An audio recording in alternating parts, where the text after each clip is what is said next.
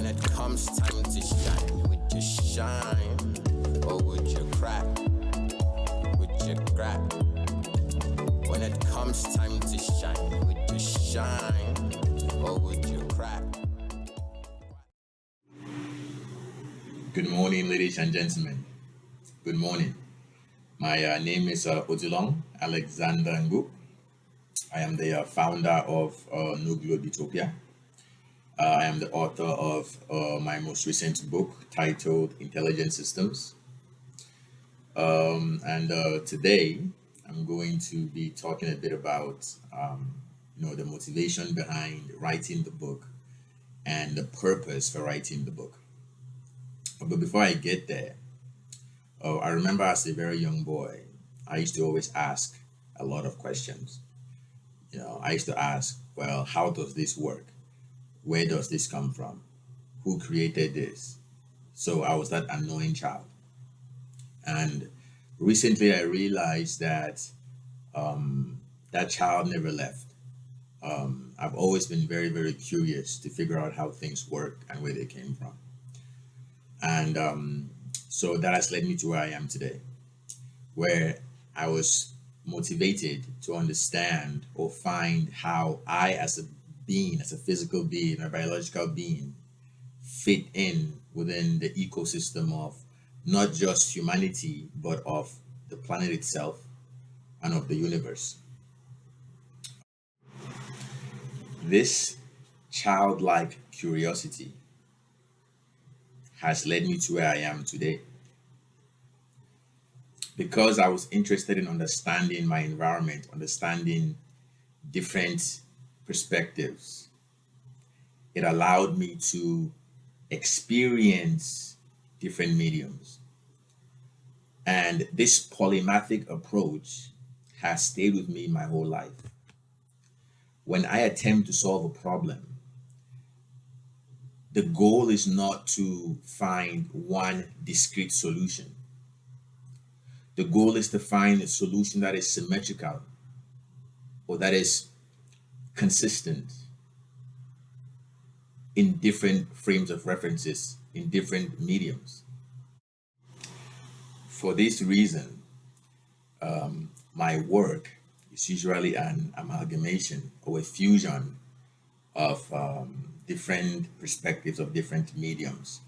And I believe that this allows for more complete interpretation of the truth. For this reason, my book should be experienced and not just read. The information in this book is presented multidimensionally, where just on the cover page, we have enough information, if you understood, to represent what's inside of the book. The book is designed for young children to understand at the abstract level, and also designed for scholars that have spent years and years and years studying the reduced or reductive schools of thought to also be able to comprehend.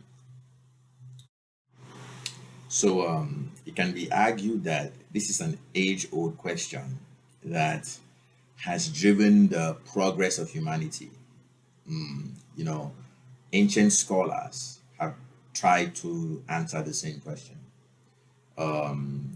Recent philosophers, mathematicians, physicists are also on the journey to solve this problem.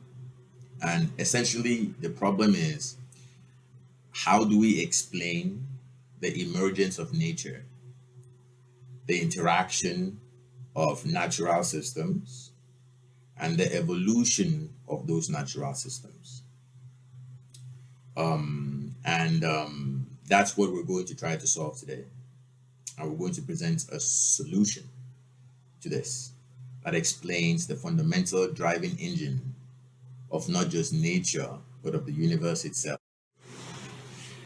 This is known as the theory of everything. And many scientists globally, or just academics globally, are working on solving this problem. And the solution to this would give humanity the understanding of itself. Not just how we individually fit within our system, but how we fit with all other systems in the universe and the other universes, however you look at it. And today I'm going to be using this Rubik's Cube to just demonstrate very simply how that connection is made. When we look at academia today, we notice a fragment in the knowledge systems that are used to model nature in a way, which is why we have different concentrations within schools of thought. The chemistry, chemical systems, biology, biological systems, physics, physical systems, and even as far as economic systems, political systems. So these are all frameworks that are based on sort of those reduced knowledge systems and their predictive ability, their predictive accuracy. So essentially, what I'm saying here is that our way of understanding nature today is very reduced. So we can understand fragments of nature. We can come up with algorithms to model fragments of nature. But the thing that we've been unable to do to achieve is to make the connection of how these so-called individual knowledge systems are connected. And if they are connected, what is the underlying algorithm that governs their interaction and their evolution and their emergence, which is the question that the theory of everything is attempting to find a solution to. So that is what we're going to address today. So essentially, when you hear the theory of everything, what they mean is the underlying like algorithm that governs nature, that governs the emergence of natural systems, that governs the interaction of those systems with each other, and that governs the evolution of those systems, determining their life and death. And I can give some examples to this, like a seed. If you put a seed in some soil and put some hydration, some water, you might see, a plant grow, or if it's a tree grow. What governs this? How can a tree emerge from a seed? Same thing with procreation. When an egg is fertilized, right? What is the governing rule, the governing algorithm that allows it to evolve into a three-dimensional being, despite the fact that it came from almost a zero-dimensional phenomena. Oh, so this is essentially what we mean by the theory of everything. It's the underlying algorithm behind not just humanity, but of nature itself. So on the cover of the book Intelligence Systems, I showcase the intelligence grid, or the grid of intelligence, as you can see. And this, it just by itself has a lot of information compact in there. And I'm going to be using this Rubik's Cube to showcase how this intelligence grid works, and how it would help us understand dimensionality and understand systems, regardless of whether it's a physical system or a biological system or a chemical system. It doesn't matter. So to showcase how this would work, take a look at this intelligence grid on the cover page of the notebook. Take a look at this grid. So this grid is a cross section, but it actually expands in all directions, upwards, backwards, inwards. It expands in all directions, 360 degrees, and it's always expanding. So it's infinite. Now, imagine you were one of those blocks within the grid, and the goal is to traverse this grid and make it back to the center point where the infinity symbol is, right? So, but to do that, there are certain rules because each grid is essentially a different dimension. Each box is a different dimension, so different rules apply. So to traverse this grid requires a knowledge of the rules. Okay, so same thing with this Rubik's cube. If I was to solve this Rubik's cube, I have to follow certain rules if I was to move each of the colors, each of the blocks to a certain location. So let me solve one of the sides. I'm gonna first scramble the cube, scramble it, okay? And I'm gonna solve one of the sides. Okay.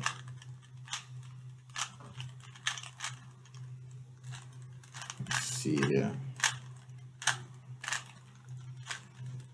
Okay.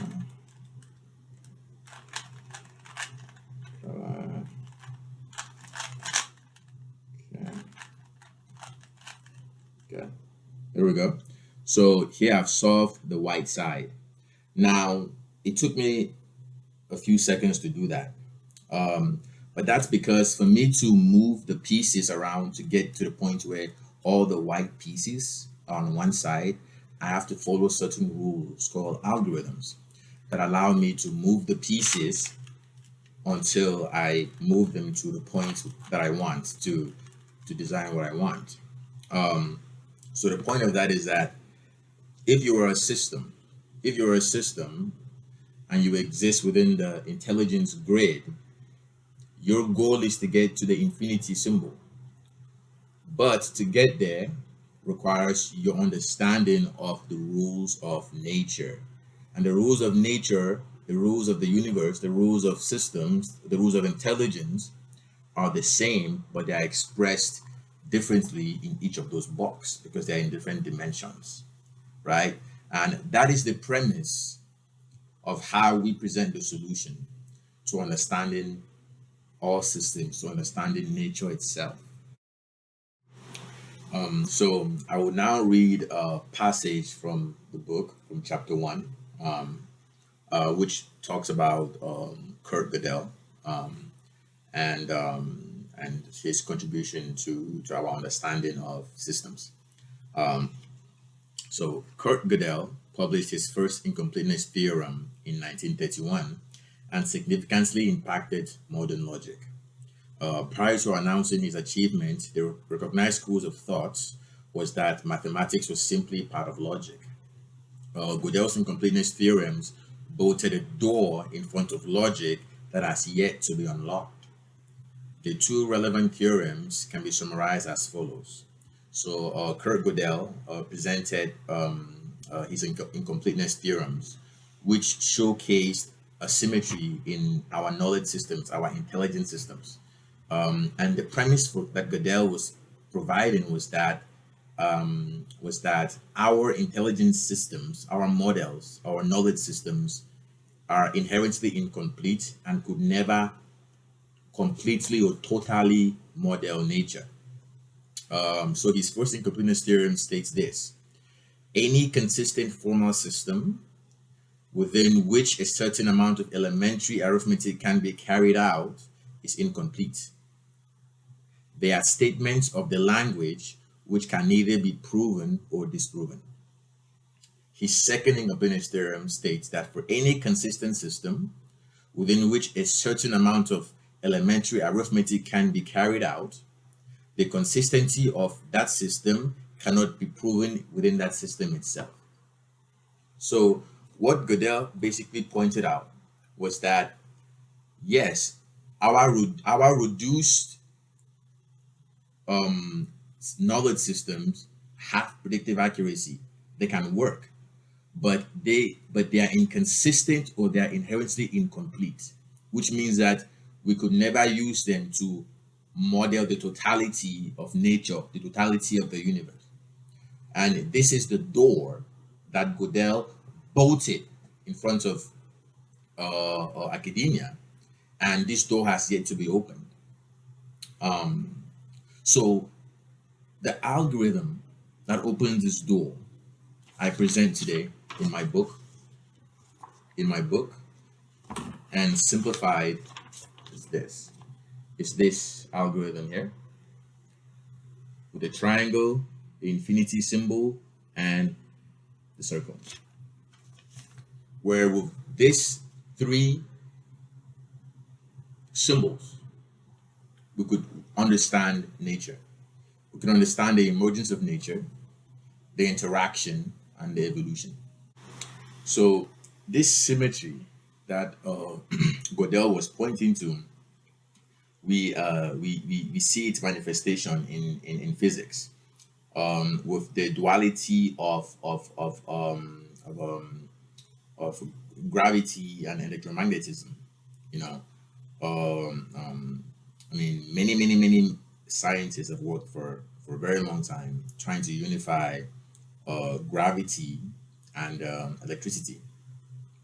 And this symmetry is the same symmetry as understanding the physical universe with the imaginary universe, or unifying subjective with objective, you know, or certain and uncertain, or predictable and unpredictable. So this symmetry persists throughout all systems, and and the goal for humanity, or for the human civilization, has been to understand this, to solve this mystery. And this is the solution that we present today in my new book, Intelligent Systems.